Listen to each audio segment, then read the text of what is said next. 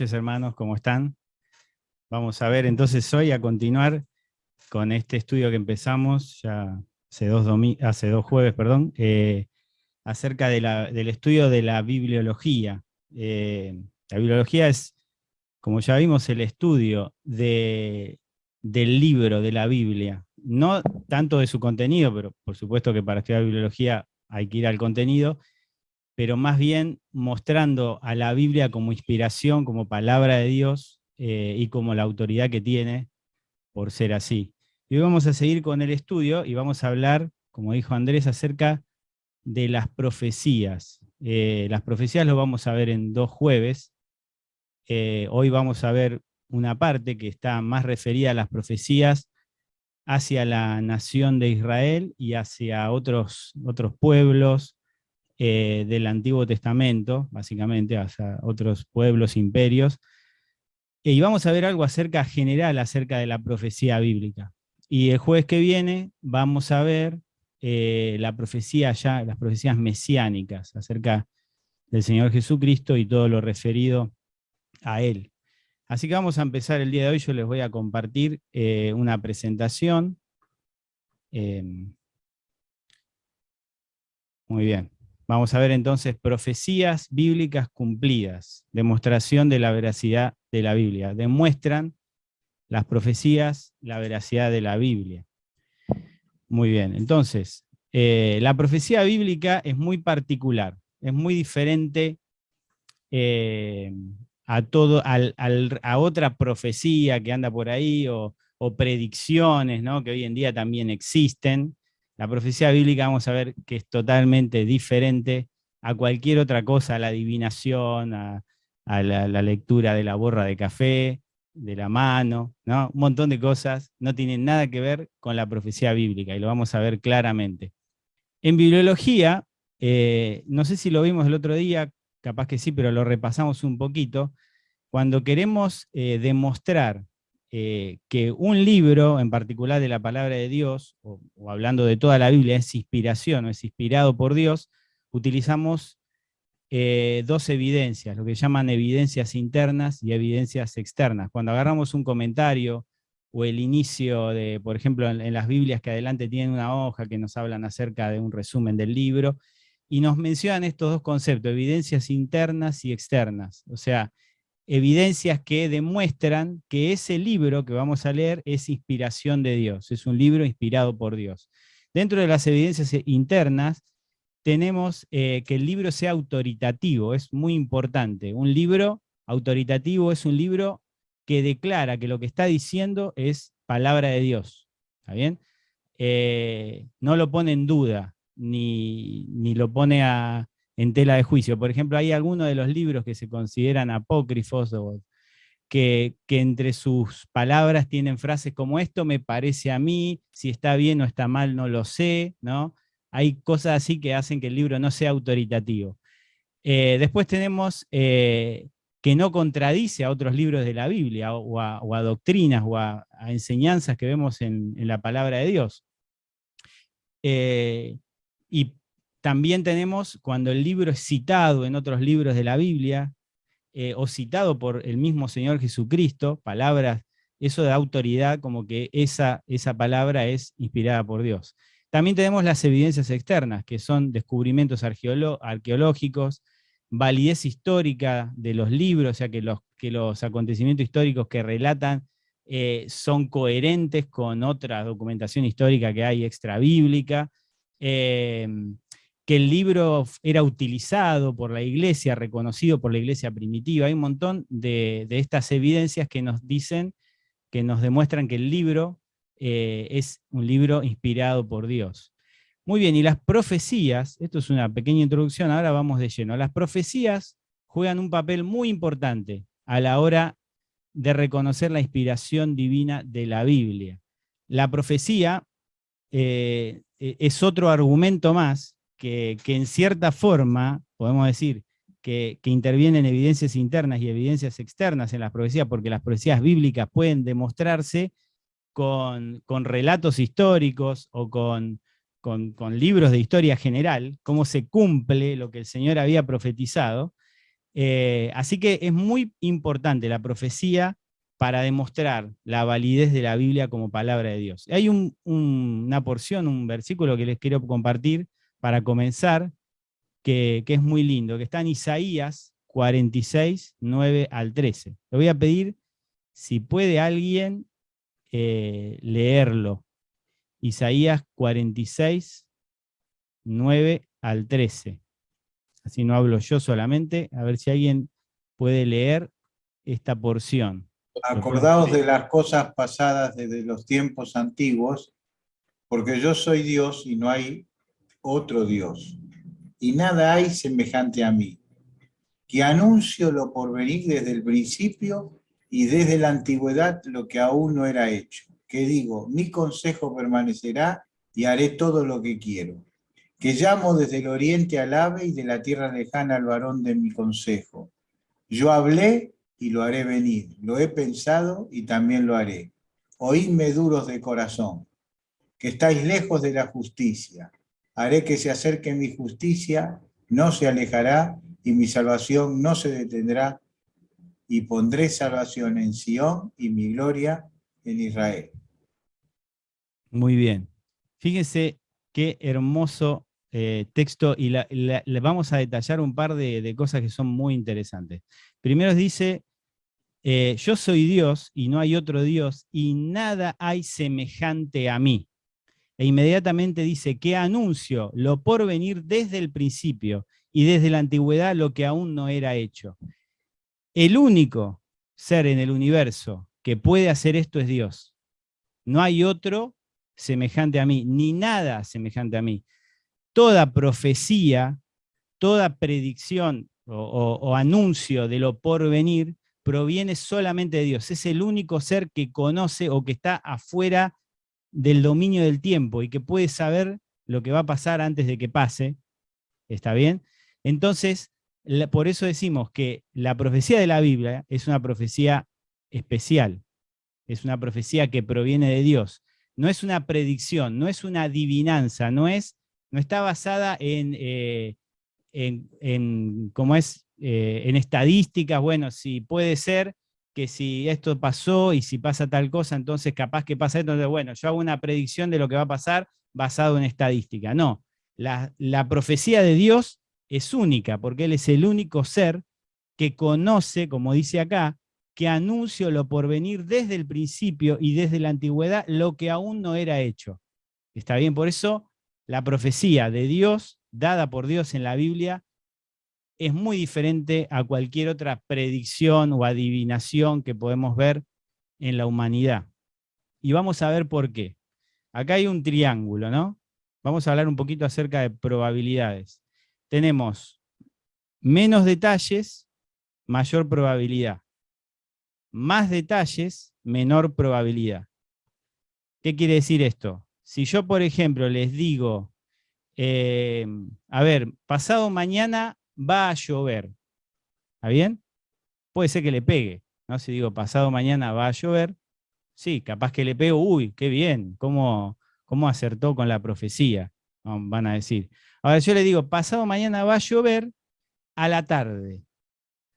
La probabilidad de que ocurra disminuye en una tercera parte, porque puede ser a la mañana, a la tarde o a la noche que llueva. Si yo digo que llueve a la tarde, ya es una tercera parte menos la probabilidad de que ocurra lo que predije, ¿no? Ahora, si le empiezo a agregar más cantidad de detalles, por ejemplo, va a llover y va a ser una tormenta fuerte, con mucho viento, ¿no?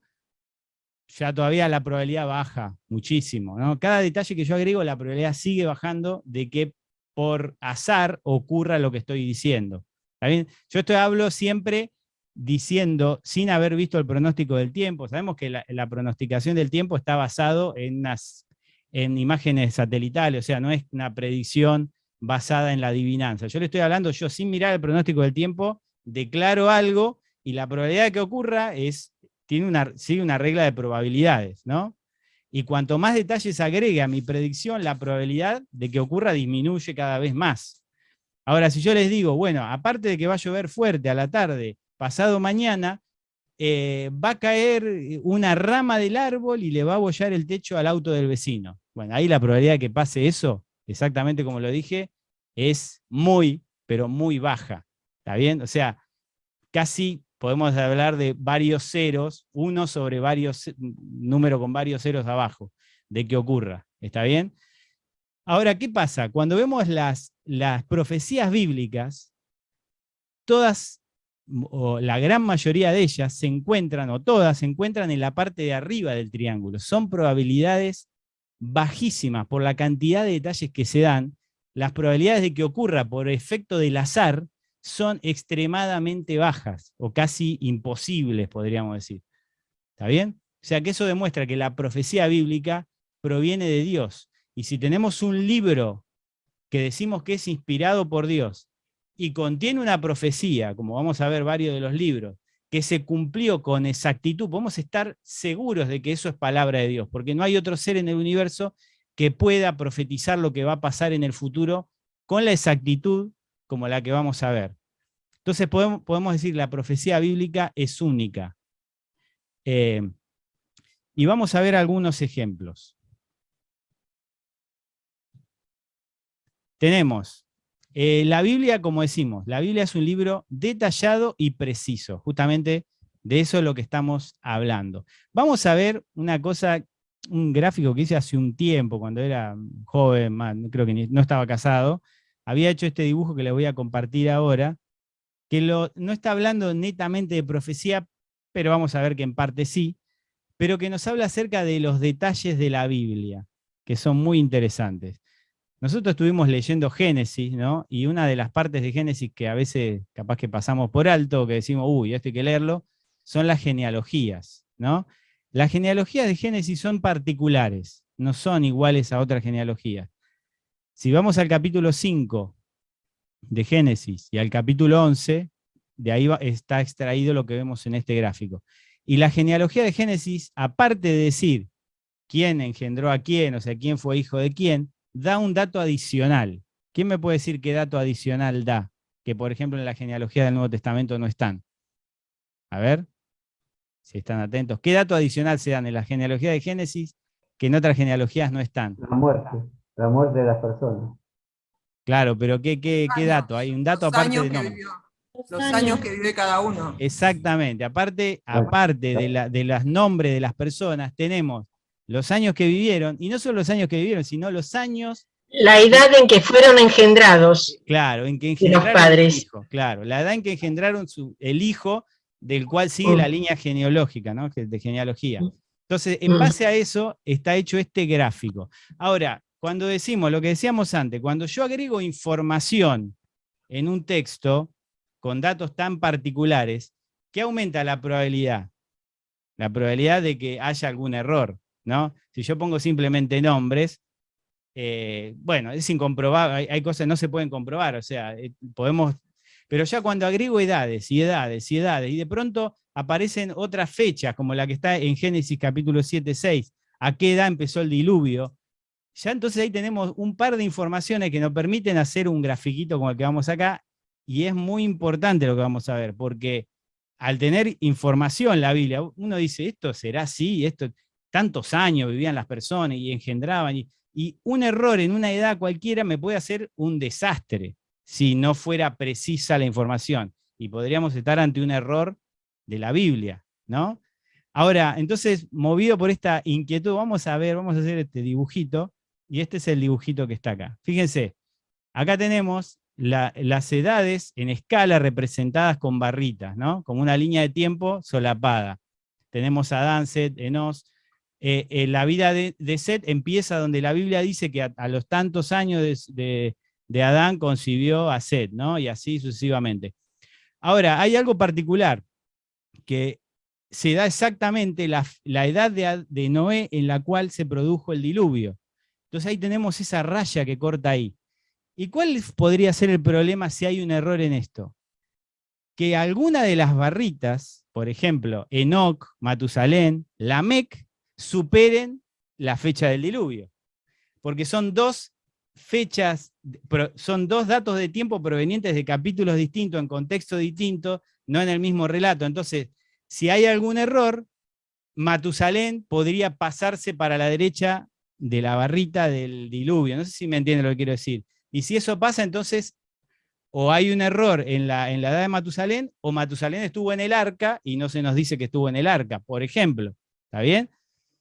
Ahora, como vemos acá, hay algo muy particular. Matusalén muere el mismo año que empezó el diluvio. Exactitud, acercás el zoom de esa rayita y coincide el año exacto. Lamec murió 2 o 3 años antes, que era el padre de Noé. Esto se lo mostré al abuelo, ¿no? Esto lo hice cuando el abuelo estaba. Le mostré y me dijo, ¿vos sabés qué significa el nombre Matusalén? Fíjense lo que significa el nombre Matusalén. El nombre Matusalén viene de 2 raíces hebreas que son Mut, que significa muerte, y Salah, que significa traer o enviar para. O sea que el nombre Matusalén se podría traducir, su muerte lo traerá. O cuando él esté muerto será enviado. ¿Se dan cuenta lo que quiere decir? ¿Qué cosa? Cuando él esté muerto será enviado el juicio de Dios. Hay una, en lo que sería la parte de escritura hebrea que no es bíblica, se dice que incluso que Matusalén murió 7 días antes del diluvio. Es incomprobable, por supuesto, pero lo que sí podemos ver exactamente que la raya con los datos sacados de la Biblia coincide perfectamente. ¿Está bien? O sea que Matusalén murió antes de que se produzca el diluvio. Y en su nombre estaba, ahí vemos la parte profética, su nombre era una profecía de que cuando él muriese, el diluvio vendría. ¿Quién me puede decir algo que llama la atención con esto? Hay un dato interesante. ¿Matusalén quién fue? Todos lo conocemos a Matusalén por algo, ¿no? ¿Por qué lo conocemos a Matusalén? Porque fue el hombre registrado que más vivió. Ahora, justamente hablando de que cuando él muriera, vendría el juicio de Dios, vemos ahí una característica de Dios. La prolongación de la vida de Matusalén era la prolongación del tiempo para que el juicio de Dios viniese. El Señor extendía el tiempo para que venga su juicio y lo vemos reflejado en que el hombre que más vivió fue Matusalén. Es un dato como para ver la característica de Dios, ¿no? Él retarda su juicio, quiere que las personas se arrepientan. Bueno, esto como un dato de color, pero también vemos una profecía interesante de la palabra, y vemos también la precisión de la Biblia. La Biblia no escatima en detalles. Si yo quiero no meter la pata con algo, si no estoy seguro de algo, lo que voy a hacer es reducir la cantidad de detalle que pongo en un texto, ¿está bien? Cuando no estoy seguro de algo, incluso cuando preparamos, cada uno que tiene que preparar una charla o preparar un mensaje, lo que hacemos es, a esto no estoy seguro, mejor no lo digo, mejor no lo agrego porque no estoy seguro. Entonces, para no meter la pata, no vamos a dar tantos datos, ¿está bien? La Biblia, en cambio, no escatima en datos y no tiene problema de tener miedo de equivocarse porque, como vemos, con esto de las fechas, es inspiración de Dios. Y vamos a verlo también con las profecías que vamos a ver. La Biblia no escatima, no tiene miedo porque es Dios el que da la palabra. Entonces, no voy a decir esto a ver si me estoy equivocando. Los escritores de la Biblia sabían que lo que escribían era palabra de Dios. Vamos a ver en particular acerca de Israel, ¿no? Dijimos que hoy vamos a ver Israel y algunas otras naciones, profecías acerca de Israel y de algunas otras naciones. Y vamos a ver primero un concepto de la profecía o mismo de lo que es la inspiración bíblica, la revelación bíblica. Vamos a ver este versículo que está en Génesis 12:1, que es la primer mención acerca de Israel, podríamos decir, ¿no? Pero Jehová había dicho a Abraham, vete de tu tierra y de tu parentela y de la casa de tu padre, y a la tierra que te mostraré, y haré de ti una nación grande. La primera vez que se menciona una nación que iba a provenir de Abraham. Y te bendeciré y engrandeceré tu nombre y serás bendición. Y bendeciré a los que te bendijeren y a los que te maldijeren maldeciré. Y otra parte de esta promesa, que también es una profecía, es una promesa profética. Serán benditas en ti todas las familias de la tierra. Ahí tenemos resaltadas 2 profecías, que de Abraham vendría una gran nación y que de su descendencia, en su descendencia serían benditas todas las familias de la tierra. Hay una regla o hay una ley que se usa en hermenéutica que se llama la ley de la primera mención, que es muy interesante, es una ley bíblica. Lo que dice la ley de la primera mención es que es el principio por el cual Dios enseña.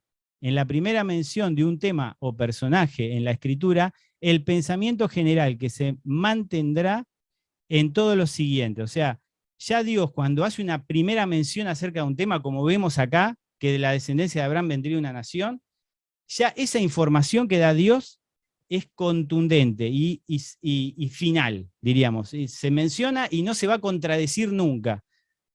Justamente la primera mención se refiere a esto que vimos, esta cualidad que vimos de Dios, que Él conoce todo desde antemano, y que Él es el que inspira la Biblia, y que Él es el mensaje que está en la Biblia, es palabra de Él, transmitido por diferentes personas, pero con una mente que es el generador de la palabra. Entonces, Él puede hacer una primera mención acerca de un tema con un escritor, y muchos años después hacer otra mención acerca del mismo tema, aumentando el conocimiento acerca de eso, pero nunca negando lo anterior, sino que se va incrementando, incrementando. Se dice que la revelación de la Biblia es incremental, es progresiva. La ley de la primera mención habla de esto, que se menciona por primera vez y en esa mención ya tenemos una información que es final. Lo que pasa es que en el momento cuando la recibían no tenían poca información, pero nosotros al verlo ahora lo identificamos perfectamente. En ese texto que vimos que está hablando de Israel. O sea, porque ya conocemos el cuadro completo, pero en esa primera mención, que Abraham no lo sabía del todo, ya vemos que Dios está hablando de Israel. Y en la segunda parte de la promesa profética, serán benditas en ti todas las naciones de la tierra, ya cuando lo leemos sabemos que está hablando de Jesús, de la descendencia de Abraham, que sería bendición. Yo me imagino que Abraham pensaría, ¿cómo puede ser, cómo serán benditas todas las naciones de la tierra de mi descendencia? Es difícil de entender, o sea, pero la primera mención es contundente y es clarísima. Ahora, esta no es la primera mención acerca del segundo título, serán benditas en ti todas las naciones de la tierra. Se podría decir que es la segunda mención acerca de la simiente, de que de la simiente iba a venir el Salvador. La primera mención acerca de ese tema está un poco antes, en Génesis 3:15, que dice, y pondré en el momento de la caída, y pondré enemistad entre ti y la mujer, entre tu simiente y la simiente suya. Esta te herirá en la cabeza, hablándole a Satanás, la simiente de la mujer vendría alguien que heriría a Satanás en la cabeza, que le daría el golpe mortal. ¿Está bien? Esa es la primera mención al principio de la Biblia acerca de Jesucristo. ¿Está bien? Y vemos que, claro, ahí es poca la información, pero es una información contundente. El Señor derrotaría a Satanás en la cruz, su obra redentora. ¿Está bien? Entonces, viendo un poco acerca de esta primera mención, vamos a ir incrementando.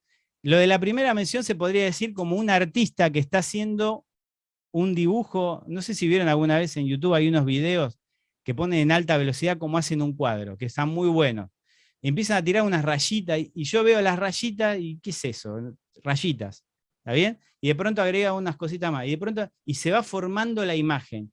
Ahora, cuando está el cuadro terminado, las primeras rayitas las veo, la segunda, las terceras, veo todas las rayitas. Las primeras menciones son esas primeras rayitas que forman parte del cuadro completo. Entonces vamos a ver a partir de esta primera mención en Génesis 3, de esta segunda que vimos, de la primera del pueblo de Israel y de la segunda acerca de la bendición de Dios en la simiente, vamos a una tercera mención que está en Génesis 49:10. Dice, esto es concretamente una profecía dada por Jacob a sus hijos antes de morir. Es una profecía, es algo que Dios le reveló a Jacob. Y dice distintas cosas de los distintos hijos de él, de las 12 tribus. Y dice acerca de Judá, no se quitará el cetro de Judá, ni el legislador de entre sus pies, hasta que venga Silo, y a él se congregarán los pueblos. Uno capaz que lo lee y pasa de largo, porque está entre un montón de otras bendiciones y profecías que hace acerca de los hijos. Es interesante entender, si fuese Jacob el que da estas palabras, ¿por qué hubiese elegido a Judá?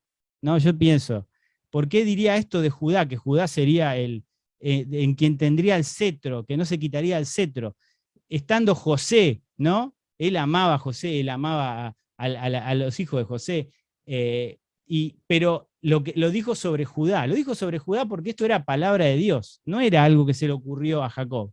Y vamos a ver que es palabra de Dios porque esto es, creo que cuando lo decía Jacob, por supuesto, no lo comprendía en su totalidad, ¿no? Lo mismo que cuando se le decía a Abraham las cosas.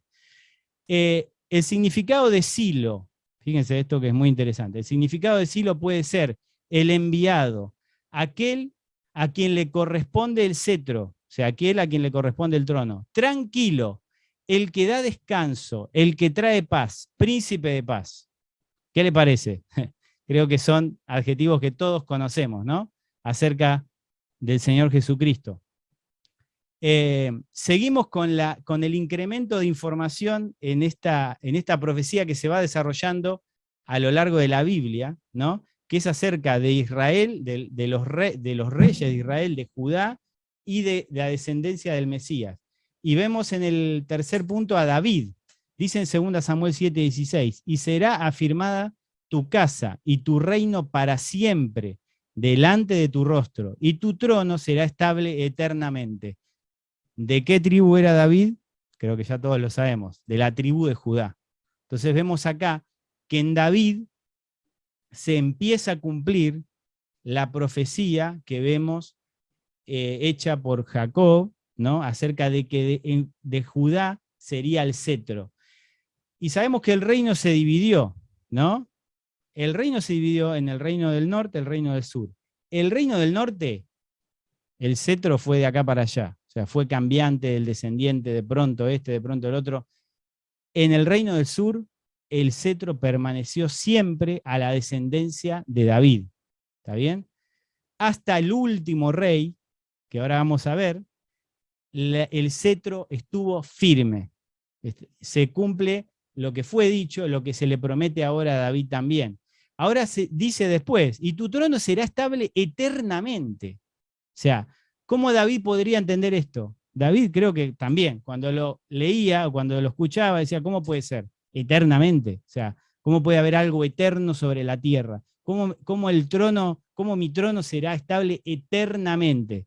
Siendo que hablamos de un trono terrenal, no, se está hablando de otra cosa. Vamos a ver en Isaías, se nos hace mención, porque un niño nos es nacido, hijo nos es dado, y el principado sobre su hombro, y será llamado su nombre admirable, consejero, Dios fuerte, Padre eterno, príncipe de paz. Interesante esa palabra, Silo, príncipe de paz. Lo dilatado de su imperio y la paz no tendrán límite sobre el trono de David y sobre su reino, disponiéndolo y confirmándolo en juicio, en justicia, desde ahora y para siempre. Por supuesto, no lo aclaré, pero cada una de estas cosas que vamos leyendo va avanzando en tiempo, ¿no? Teníamos a David ahí por el año 1000 a.C., esto que está pasando ahora es el año, hablando grande, 1500 a.C., o sea, va avanzando el tiempo y vemos que el cuadro de esa primera mención se va completando. Ahora nos dice el profeta Isaías que vendría del linaje de David un príncipe, ¿no? Príncipe de paz, que llevaría el trono de David, su padre, y que su reino no tendría fin, sería de ahora y para siempre, un reino eterno. Seguimos adelante, Ezequiel, posterior a la profecía de Isaías, dice en Ezequiel 21:26, así ha dicho Jehová el Señor, depón la tierra, quita la corona, esto no será más así. Sea exaltado lo bajo y humillado lo alto. Arruina, arruina, arruina, lo reduciré. Y esto no será más, hasta que venga aquel cuyo es el derecho, y yo se lo entregaré. ¿Qué está hablando acá? Está hablando acerca del último rey sobre Judá. A ver, espérenme que me perdí un poco. Sedequías. Exactamente, ahí está, no me salía. Sedequías, está hablando acerca de Sedequías. Sedequías, cuando profetiza esto Ezequiel, en Sedequías se termina los reyes sobre Judá y sobre Israel, y no tienen más rey, nunca más.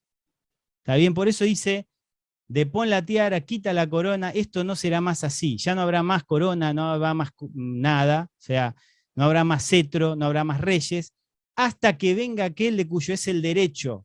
Está hablando de Jesucristo. ¿Se acuerdan lo que decía la profecía que vimos en Génesis? Hasta que venga Silo. Dice, no se quitará el cetro de Judá hasta que venga Silo. Cuando venga el príncipe de paz, el cetro de Judá será quitado y no habrá más rey sobre Israel. Fíjense cómo las menciones más lejanas se cumplen a la perfección, no se contradicen, sino que se van incrementando en conocimiento. Así es la profecía de Dios, así es la profecía bíblica.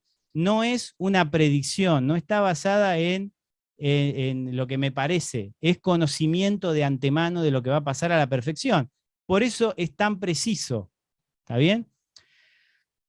Y por supuesto, todo esto cierra, todo este cuadro se completa en Jesús. Lucas 1, 31, 32. Y ahora concebirás en tu vientre y darás a luz un hijo y llamarás su nombre Jesús. Y este será grande y será llamado Hijo del Altísimo. Y el Señor Dios le dará el trono de David su padre. Aquí está en quien se cumple toda esta profecía desde la primera mención hasta acá. ¿Está bien? Y acá se completa el cuadro. Ahora, cuando vemos todas las menciones anteriores, las comprendemos perfectamente. Muy bien. Vamos a ver, para terminar, algunos ejemplos de profecías cumplidas del Antiguo Testamento. Ahora que entendemos cómo es la profecía, o más o menos pudimos ver cómo Dios va dando el conocimiento de lo que va a pasar a la perfección, vamos a ver algunos ejemplos muy notables porque son como el triangulito ese que les hice, están arriba de todo el triangulito, porque los detalles que se dan en alguna de estas profecías rayan con lo imposible, ¿está bien? Humanamente hablando. La primera, la dispersión de Israel. Levítico 26, la dispersión de Israel, o sea, el castigo si Israel no obedecía a la palabra del Señor, está anunciado en un montón de lugares del Antiguo Testamento. Pero en particular acá vamos a ver el Levítico, que es cuando están todavía en el desierto, cuando recién salían de Egipto, Dios ya les dijo lo que les iba a pasar si no cumplían con lo que habían pactado con Dios. Ellos dijeron, ¿se acuerdan cuando leímos? Nosotros vamos a cumplir todos los decretos, vamos a obedecer todo lo que tú nos has dicho, y todo el pueblo dijo, ¿no? Después vemos en la historia que no ocurrió, pero Dios ya le dijo de antemano con una precisión impresionante lo que él iba a hacer por su desobediencia. Dice 26-21, si anduvieres conmigo en oposición y no me quisierais oír, yo añadiré sobre vosotros 7 veces más plagas según vuestro pecado. Dice, destruiré vuestros lugares altos y derribaré vuestras imágenes y pondré vuestros cuerpos muertos sobre los cuerpos muertos de vuestros ídolos. Y mi alma os abominará. Haré desiertas vuestras ciudades y asolaré vuestros santuarios, y no oleré la fragancia de vuestro suave perfume. Asolaré también la tierra, y se pasmará por ellos vuestros enemigos que en ellas moran. Fíjense el 34. Perdón, el 33 es importante. Y a vosotros os esparciré entre las naciones, y desenvainaré espada en pos de vosotros, y vuestra tierra será asolada, y desierta vuestras ciudades. Interesante, esparciré entre las naciones. Entonces la tierra gozará sus días de reposo, todos los días que esté asolada. Mientras vosotros estéis en tierra de vuestros enemigos, la tierra descansará, entonces gozará sus días de reposo. Hay algo interesante con esto, no es para andar demasiado ni hacer muchos cálculos, pero ellos estuvieron en la cautividad 70 años, y la cuenta de los 70 años surge de cada año que no dejaron descansar la tierra. Ellos tenían que dejar descansar la tierra cada 7 años, un año, y nunca lo cumplieron. Y por eso el tiempo exacto, si uno hace los cálculos, que estuvieron en la cautividad fueron 70 años. El tiempo que no dejaron descansar la tierra, incumpliendo la ley, lo que les está diciendo ya acá en Levítico. Pero más allá de eso, sigue diciendo en el versículo 44, y aún con todo esto, estando ellos en tierra de sus enemigos, yo no los desecharé, ni los abominaré para consumirlos, invalidando mi pacto con ellos, porque yo, Jehová, soy su Dios.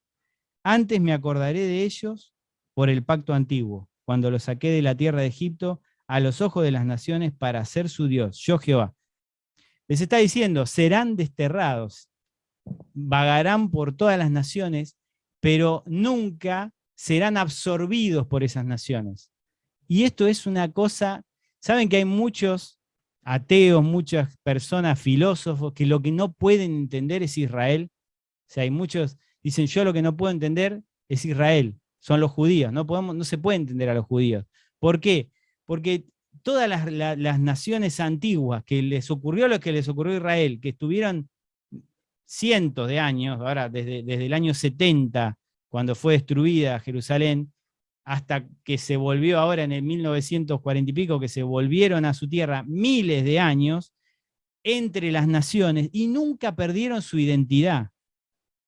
Otras naciones desaparecieron, fueron absorbidas, se mezclaron, y no existen más, ¿no? Naciones mucho más grandes que ellos. Sin embargo, ellos se mantuvieron con una entidad. Dice que por más que estén ahí, nunca, jamás, el Señor los desechará. ¿Está bien? Porque Él tiene un plan para Israel. Y hay otra profecía que es impactante, que está en Oseas 3, 4 al 5, que nos habla acerca del estado actual, del día de hoy de Israel. Dice, porque muchos días estarán los hijos de Israel sin rey, sin príncipe, sin sacrificio, sin estatua, sin efod, sin terafines. Después volverán los hijos de Israel buscando a Jehová su Dios y a David su rey. Temerán a Jehová y su bondad en el fin de los días. Esto está hablando de lo futuro, de lo que vimos en Apocalipsis.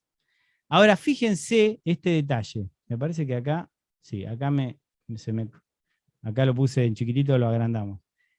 Lo que se detalla acá, sin rey y sin príncipe, habla de familia real. Como dijimos, desde Sedequías en adelante nunca más hubo rey en Israel.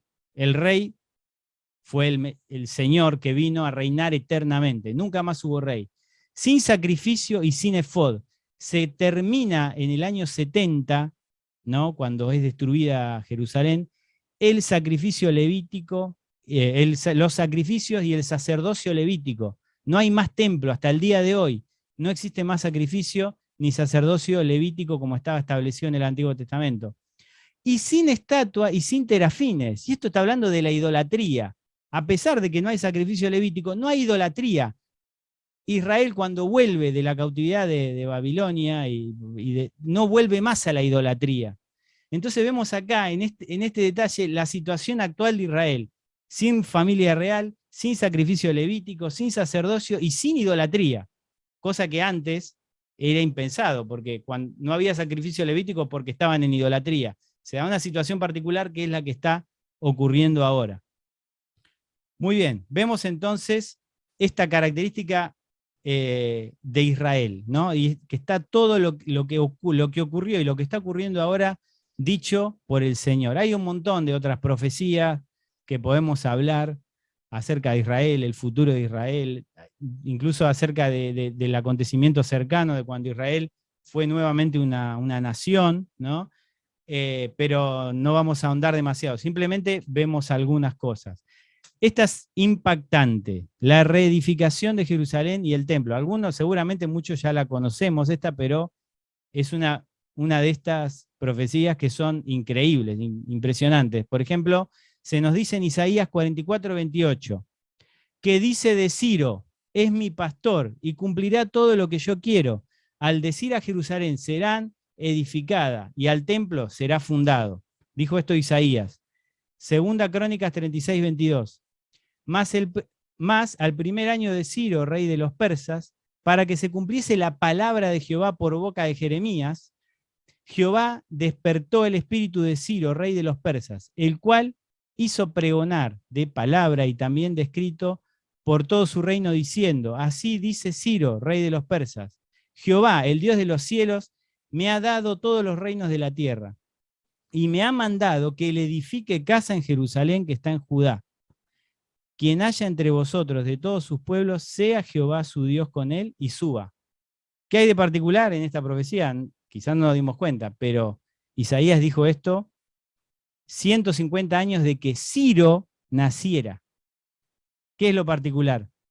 Que Isaías dice Ciro. ¿Se dan cuenta lo que quiero decir? O sea, el nombre está en la profecía de quien llevaría a cabo lo que Dios quería. El nombre está escrito por Isaías 150 años de que Ciro naciera. Vemos acá una profecía, como decimos, del triangulito de arriba, que las probabilidades de que esto pase por el azar, sabemos que son imposibles. Y aparte que dice que él mandará edificar Jerusalén, ¿no? Y el templo. Lo mismo que ordena Ciro hacer en Segunda Crónicas. Otra profecía impactante, la que está en Daniel. Por supuesto que está las 70 semanas de Daniel, que esa, como es una profecía mesiánica, la vamos a ver probablemente el jueves que viene. Pero acá hay otra profecía de Daniel que es muy impresionante, que es la del capítulo 2 y la del capítulo 7, que hablan acerca de lo mismo, de los 4 imperios. Se nos relata, no vamos a leerlo, pero se nos relata en el capítulo 2 una visión de Nabucodonosor de una gran estatua que tenía la cabeza de oro, los brazos y el pecho de plata, el vientre y el muslo de bronce, las piernas de hierro. Y en el capítulo 7, una visión paralela, un león, bestias que salían del mar. En el mar vimos en Apocalipsis que cuando se dice que salen del mar, que salen de entre las naciones, ¿no? Estas bestias salían de entre las naciones y son imperios. Primero un león, después un oso, después un leopardo y una bestia sin nombre. Y vemos que las características que se dan de cada una de estas bestias concuerdan con cada uno de estos imperios. El imperio babilónico, el de los medos y los persas, el de Grecia y el de Roma. En particular, la última bestia que destruía todo, como el hierro, es una característica impresionante del imperio de Roma que ni siquiera cuando lo escribió Daniel existía nada. ¿Está bien? Entonces vemos acá otra profecía con un nivel de detalle que a nivel de probabilidades es bajísima la probabilidad que se cumpla si no fuese dado por Dios. Y la última que vamos a ver, la profecía de Tiro. Dice en Ezequiel, fíjense esto que es muy impactante. Por tanto, así ha dicho Jehová el Señor, he aquí yo estoy contra ti, oh Tiro, haré subir contra ti muchas naciones, como el mar hace subir sus olas. Y demolerán los muros de Tiro, y derribarán sus torres, y barreré de ella hasta su polvo, y la dejaré como una peña lisa. ¿Qué quiere decir? Que el lugar donde está sentada la ciudad va a quedar liso. Sabemos que cuando se destruye una ciudad, lo que pasa generalmente que quedan las ruinas, o sea, nadie se pone a sacar las piedras que quedaron, o sea, se destruye y queda ahí los muros caídos, ¿no? Ahora acá dice que va a quedar como una peña lisa, o sea, aquí dice lo que se llevan las piedras, ¿qué es lo que va a pasar para que quede como una peña lisa? Dice, porque así ha dicho Jehová el Señor, he aquí, del norte traigo yo contra Tiro a Nabucodonosor, rey de Babilonia, rey de reyes con caballos, carros y jinetes, y tropas y mucho pueblo, y robarán tus riquezas y saquearán tus mercaderías y arruinarán tus muros, y tus casas preciosas destruirán, y pondrán tus piedras y tus maderas, tu polvo en medio de las aguas, y te pondré como una peña lisa, tendedero de redes serás. ¿Qué quiere decir esto? que el lugar donde estaba la ciudad quedará tan liso que la van a usar para tender las redes de los pescadores. Sabemos que es una ciudad, Tiro era una ciudad portuaria. Ahora vamos a ver, y un dato más, y nunca más será edificada, porque yo Jehová he hablado, dice Jehová el Señor. Vamos a ver históricamente qué pasó. Vino Nabucodonosor, destruyó, Tiro estaba conformada en una parte que era, diríamos, continental y una isla, ¿no? La parte de la ciudad que era continental vino Nabucodonosor y la destruyó. Toda el rey y todas las personas, la cúpula de Tiro, fueron a la isla y se resguardaron ahí. Estuvo 14 años Nabucodonosor tratando de destruirla y no logró terminar de destruir. Destruyó toda, quedaron las ruinas sobre la parte continental de Tiro, y en la isla quedó todavía ahí resguardada, ¿no? Quedaron ahí resguardados en la isla, era muy difícil de tomar esa isla. Pasaron los años y vino Alejandro Magno con el imperio griego, uno de los imperios relatados por Daniel, ¿no? en estas visiones. Ahora, claro, intentaban tomar Tiro y no podían tomar Tiro. ¿Qué hizo Alejandro? ¿Qué hizo Alejandro? Agarró y empezó a tirar todas las piedras que estaban sobre lo que era la ciudad de Tiro, las ruinas que habían quedado de Babilonia, la madera, las piedras, todo lo empezó a tirar a lo que es la parte del mar, para hacer un dique, para hacer un camino que le permita llegar hasta la isla. ¿Está bien? Entonces, ¿qué quedó? Una explanada, no quedó nada. Tiraron todas las ruinas de la ciudad para hacer ese camino y terminaron destruyendo lo que quedaba ahí de Tiro en la isla. Ahora fíjense que en lo que habíamos leído dice, y pondrán tus piedras y tus maderas y tu polvo en medio de las aguas. ¿Se dan cuenta? Hasta la última piedra, la madera, todo quedará en medio de las aguas. ¿Esto qué sentido tiene? O sea, cuando uno lo lee no tiene sentido. Ahora, la historia, que esto está sacado de Wikipedia, no es un invento. Está esto documentado en libros por afuera de la Biblia, lo que hizo Alejandro Magno para tomar Tiro en el año 332 a.C.